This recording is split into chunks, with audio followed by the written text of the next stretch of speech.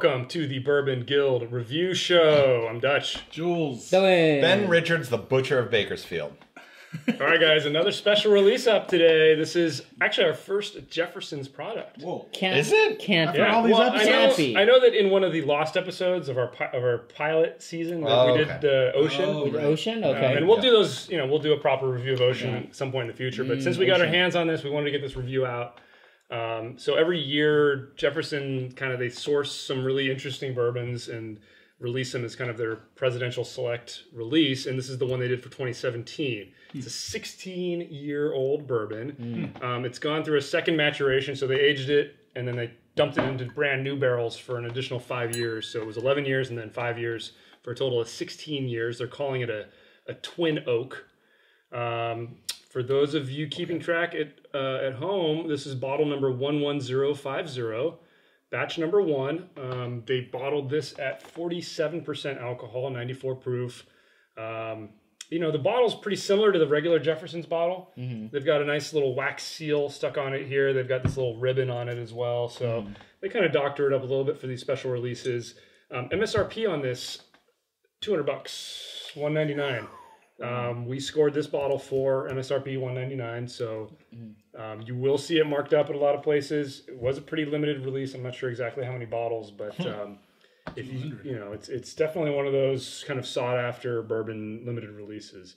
I'm going to crack this open, and I think we got a little extra info on us. Yeah, so it's a undisclosed mash bill, but it's considered high rye, I think. Age 16 years. 11 years in the first barrel, it's a number 3 char, and then 5 years in a second barrel, again, number 3 char. So I think the idea is you get all of the flavor from the char and for 11 years, and then the new, barrel gives it that extra... New barrel, but same kick. char. Same char, so the level's the same. And the MSRP is crazy high. It's expensive. Yeah, take a look, too. There's a nice little metal kind of ribbon around the neck. Oh, my God. Wow. How many dollars did you just seriously. Oh, my. This is why I advocate... This is why I advocate for pipettes and whiskey thieves, but, so I was trying to note it there, right, as Jules was spilling, and it's all over the bottle, thanks. That's all. You know what? There's also a metal little ribbon around the outside here that you don't see on the regular Jefferson's. Jules spilling is worth mentioning, but I think what was more remarkable was the reaction that you had when you sniffed the bottle. Because astute viewers will realize that your nose is... My nose you are is bad. nose deaf. I'm nose deaf. And nose blind. Pick your adjective. But you went like crazy. I don't know if I went crazy, but I mean, are you getting a nice nose on this? Yeah. It's definitely interesting. It's different. I mean, it's intense. It's really different. It's intense. I'm not sure I can tease like a lot of particular flavors out from it, but there's like a intense it is. Like a wall I like it. Flavor coming at me. You don't like it? I like it. He likes it. Oh. All right, well, if you guys are new to the Bourbon Guild, we do have a 10-point grading system as the fellas get into it. Get 2 points for aroma. You get 3 points for complexity. 2 points for drinkability, 3 points for uniqueness, and a bonus point for value. So value being its price and availability. So speaking of price, it is on the high side, but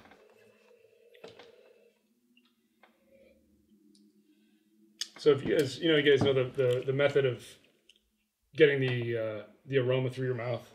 If you guys try that, tell me if you guys get some of the vanilla. Be careful. But I wasn't getting much more than like the oak and maybe a little bit of apple on the nose. But when I did, inhale through the mouth, I got a little bit of the vanilla and stuff like that. More vanilla. I'm getting caramel even. Oh, wow. Wow. Really curious. This is, remember, this is 94 proof, guys. Yeah, exactly. And just from the color alone, I mean, this is much darker than a lot of 94 proof bourbons. I mean, and just the intensity of the flavor. I mean, it's got to be that second char. It just pulls out. It's the second new barrel. The Butcher has a score. I have a score. I'm close. I got it. Man, the problem is I keep comparing it to the other Jefferson. line, right? The regular stuff, the reserve, the ocean stuff. I tend to enjoy a lot of the ocean. What about Billy Ocean? Yeah, he's okay. Ocean? Better, but yeah, the Voyage. I had the Voyage 7. Oh, that's going regular, back in time. Yeah, Voyage 7, Voyage 8, and then Voyage 8 cask. I know you're a big fan of the Jefferson. I mean, and I love the Ocean series. I think that's one of the most inventive things in bourbon today. But I do find that it does kind of divide the bourbon lovers. Right? Definitely. So Really? it does. Yeah. A lot of people feel that this is like all of the Jefferson line can be very mediocre to some people. And other people say, "Wow, they're always experimenting." We still haven't reviewed we still have that box ready to go. But I mean, you got to give them credit for experimenting. And people knock this stuff because it's all sourced, right? Yeah. We've had the debate before about sourced bourbons. I mean, there's nothing wrong with it. But I want to kind of emphasize something. My criticism is I hate these kind of one-offs, right? You go, this is going to be limited. Yeah. It doesn't prove that they have skill. I feel like these guys have actual skill. Although they experiment, they'll keep making that line. Building upon it. Yeah. Right. So they know the flavor that they want, and they provide that. Did you add water? Some consistency. Really? I mean, it's such an intense flavor that I'm kind of curious. Let me know what you think. Going for Ben? I haven't added water yet, actually. No, but I think I might add a drop just to try it. Man. Interesting. It's interesting. It's just a few drops and. Interesting. No, it doesn't taste like anything. it actually tastes like water. It was so intense before, and I mean, maybe I need to add a fewer drops. I almost got nothing. I mean, it's very smooth now. Somebody go get that stag, because wow. I think I have my score. I'm okay with it. I've got a score. I'm ready to go. Who doesn't have a score? I'm ready to go. I was contemplating. All right, launch into it, please. All right, my score 7.5. Nice. Jules. 8 out of 10. 7. Ben. What the Ben, what's your score? 8.5. Well, that's not that far. And I took it down. We have a 7 to an 8.5. All right, we're all pretty tight here. Yeah. All right, so how tight are our aroma scores? I had a 1.5. 1.5. 1.5. 2. Really? A perfect?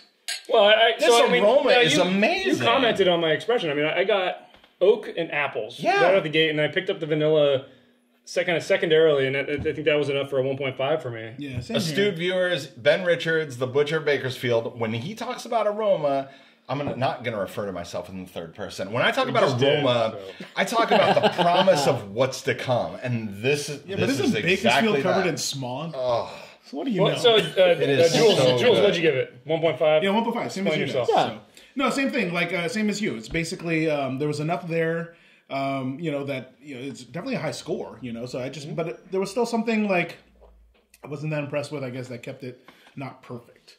You guys all get the oak? It's not bad. Crazy. There wasn't that much sweet. Caramel, vanilla, like a hint of fruit, a lot of spice. And to me, I got the fruit. I got apples. Yes, I got oak and apples. That's how that. I got maybe a great hint of aroma orange. on this. Well, Dylan, let's get your tasting notes here. It's not. It smelled like other Jefferson. You're a better judge of that because you drink a lot of Jefferson, so I get that. Yeah. For me, which is actually amazing. I mean, that's great because that means they're really consistent about what they want to bottle. Is a good score. It's a good score. I'm reviewing what I have in front of me today, and this is Ben. Remember, 1.5 for me is like a 2 for me. Yeah, I know exactly. So all right, so let's move on. Let's move on to complexity. I think this was actually its strongest category. Yeah. It's a 2.5 for me. I mean, it just has this blast of oakiness, a little bit of the fruit, a little bit of the spice. I mean, it was almost. It got to the tannic side on the oakiness form, and I think that's what knocked it down a bit, and that affected the drinkability more. I agree 100%. It was up there. So this is what the age. Let's go down the line here. So for complexity, actually, for me, the only thing missing was like the finish felt weak. So everything was really strong for me at the beginning and all that. And that's the only reason I didn't give it a perfect score, but 2.5. 2.5. Yeah. I started high and then started knocking it down. Yeah, because it started it started like there are other flavors that just kind of overwhelm and then and turn it into it was the tannic harshness bit. rather than pleasant finish. And you know, I want a pleasant long finish. Yeah, same here. And I'm just not getting. I wasn't getting it. Yeah. Ben. I gave it a 2.5. I think there's a lot going on. I disagree with Jules about the finish. I got the spice. Again, like I look at drinkability as initial taste, middle, and finish. Like, you know, on the tongue, and then the finish. Hang on. Swallowing, and then the finish factors more into drinkability in our scoring system. That's true. That's true. You know, unless you're getting the flavors. But it's more on the flavors. It's subjective, but like I gave it a 2.5. This is like what they've done with the double maturation process and the oak. Like this awesome. is complexity. They're hitting it. Yeah, I mean, I just think again, like I said, I think there was so much oakiness that it almost. You could start getting that tannic. It's a little overpowering. Profile. Yeah. So it's not perfect, but this is complex. Yeah. 2.5 and that's a great score. I think that's a good segue to drinkability, which, again, I had a 2. And then as I took my second and third sips, I was like, wait, this is really tannic. Like, there's a lot of oak. Yeah. I dropped it to a 1.5. I mean, there's so much going on. I want to keep drinking fun. it, but it just had a little bit of that something that was Clearly, not. you're all wrong. Now, astute viewers, I added water just to see if there would be some. Well, did you add water before? Hold on. With the water, it was very drinkable. Right, but we were drinking this. I was drinking this perfectly fine before I added water, and this is. I'm judging the glass in front of me, and I would pour a glass of this and sip it. I mean, this is drinkability. But it's an experience. It is flavorful. It's enjoyable. It's an experience. The water opens it up a little bit, but like it's a 2. This is a drinkable 16-year bourbon. Like you'd expect that to be drinkable. You'd expect that to be amazing, and it is. I gave it a 2. I think it's completely drinkable. 1.5. I accept your scores. Thank you. As very nice. I'm going to go the little extra mile. So, next category, uniqueness. I gave it a 2. 2.5. Yeah, I give it a 2, but you know, I'm teetering on 2.5 because it is unique. Wow. I mean, what other ones though where you're going to get the different, barrel? Yeah, what was your score? I'm going to give 2.5. I'm going to give 2.5. That's what I'm with you on a 2. I gave it a 2 because there are like Dylan noted, there are notes here that are similar to other Jefferson's bourbons, and there are notes here to other bourbons. But the story, the double maturation, the complexity, I'm going to give it a 2. I think it's a solid score. I'm the highest score here, but I'm going to give it a 2 on uniqueness out of 3. I don't think it's terribly unique, but I think what they're doing is great. I agree with you. I mean, I think that what I hit on this kind of tasted like rhetoric. Like a really old. I mean, the interesting thing was it tasted like a 22, 23-year-old bourbon like that. With the only double 16 maturation years. adds a hint of complexity, as reflected in my score. That I wouldn't taste from a rhetoric that's just old. I don't taste Barterhouse. I don't taste any of that. Yeah. Well, no, definitely not Barterhouse, but like rhetoric 22, 23. That when. This kind of reminds me of it. It's not. I'm not saying it's the same, but we're all the most unique thing about this bourbon was the oakiness. There weren't any other interesting flavors, and I thought that the oakiness was almost a little bit too much. Well, so that's where I got my 2. I thought that we agree, Ben. Okay. So it does taste like Jefferson. Yeah, definitely. For sure. I disagree with that. This just tastes nothing like Ocean to me. Ocean has a little bit of salt. Right, and it does not have nearly this much oakiness. Yeah, I mean, well, I'm a big fan of it. I was just 2 out of 3, but then they gave it the 0.5 is because of the double maturation. I mean, so you do have a point there. All right. Okay, that's fair. Okay, so, let's get our totals, guys. Wait, the bonus. Wait, did anybody give this? Did anybody not give it a 0? No, 0. Okay, 0. Too expensive. Too expensive. Too hard to find. I think it's pretty obvious when it's too expensive. Look, I mean, if you're gonna give this is not a value. a $200 bourbon, this is not points on value, it's got to be either very easy to get your hands on, right? Exactly, and absolutely amazing, You're never gonna get your hands on very expensive stuff, but generally, it's gotta have to blow you away. Yeah. All right, now we can get our. There we go. Let's go. All right. Now we get our official Bourbon Guild score. Ben. As usual, I did it correctly, and it's 8.5. 8.5. Dylan. You are the 7.5. 7.5. Jules. 8 out of 10. Thank you. And I also had a 7.5. You know what? That's a good fuck. It's a good score. That's a good score, guys. Total score for Jefferson, not Ocean, not Airplane, but Presidential Reserve 16-year-old, 2017 release. I think a very respectable 7.875. Okay. That's good. So it's basically a 7.5. A fraction away from an 8. I would Basically, agree with that. it's a 7.9. We'll round it up to 7.9. I'll take it. Guys, that's basically an 8. Yeah. This is a fantastic bourbon. Yeah. I think we would all agree that if you're a bourbon fan, it's a must try. I don't know. You gave it an 8. Hold on. No, let me clarify that. If you were a we just bourbon reviewed fan, something that was a 7, and you said you are a it was bourbon fan try. with 200 bones to spend and you can find it, yes, you of course are going to pick this up. Or get a shot. If of it you for have $20. a local bar that specializes in bourbon, you can find this for $18, $16 a shot. Yeah. Well, given the obvious parameters, if you're a bourbon fan, you should try it. There's better stuff. Wow. All right. I'm so confused. I give it a 9. I'm so confused by your score right now. It's not a must-have. It's a good. If you have the means, it's good. Yeah, for sure. Okay. So a little confusion here on how we would recommend this. I mean, I would say that again, if you're a bourbon connoisseur, this is one that you should seek out and get your hands on. For the price and availability, and that's where I disagree. So, for the price and availability. Like, if you're going to hunt something down, yeah, if you can find this and you can afford it, and this is one of them. Obviously, the general caveat, if it fits your bourbon budget. Right. No, here's the thing. If I'm you just want to saying, taste... like, there's 5 other bourbons that are ahead of this one. Yeah, but if you want to if you want to know what it tastes like to have bourbon go through 2 barrels, This is in the same char, yes. this is the example. But you know what a cheaper version would be? Would be the double-oaked Woodford.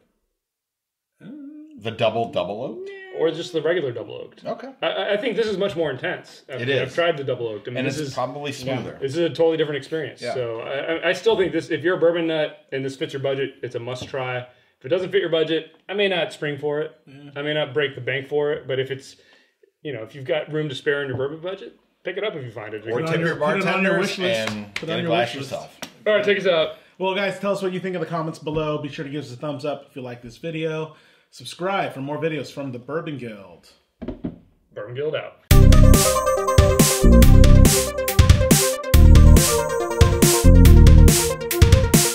Again, tip your bartenders.